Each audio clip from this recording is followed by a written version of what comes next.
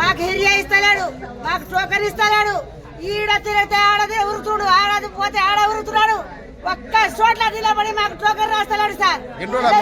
తిరగాలి, 7 రోజులు తిరగాలి, 7 రోజులు మేము ఆకలితోనే ఉండాలి, దుప్పతోనే ఉండాలి. నీళ్ళు లేవు, అన్నం లేవు.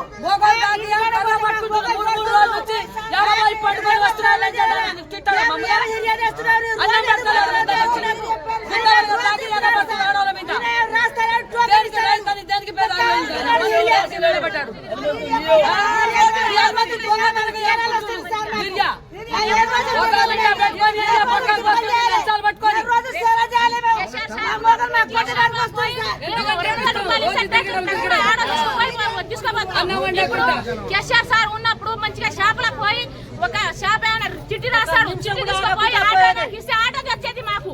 ఆటో పైసలు కొట్టి ఆటో తెచ్చేది. ఇప్పుడు మేము వారం రోజుల నుంచి షాప్ మంత్రి దాకా తిరిగితే ఈడ రాస్తారు, ఆడ రాస్తారు, అన్ని తిప్పుతారు. వారం రోజులు తిరుగుతున్నావు, చావాలా మందు తాగి ఎందుకు అట్లా చేస్తారు? ఇంతకుముందు చెప్పుతో తినాలి ఆయనకు. ఎందుకు అట్లా నడవాలి? ఇంతకుముందు ఎట్లా ముందు అట్లా ఉండాలి. మొత్తం షాప్ కు పంపండి. తెచ్చాడు సర్పంచ్ ఓట్లకు వస్తాడా రేవంత్ రెడ్డి? ఈసారి రేవంత్ రెడ్డి ఓటుకు వస్తాడా? సర్పంచ్ గెలిపించుకుంటాడా? దండాలో దిగుతాడా?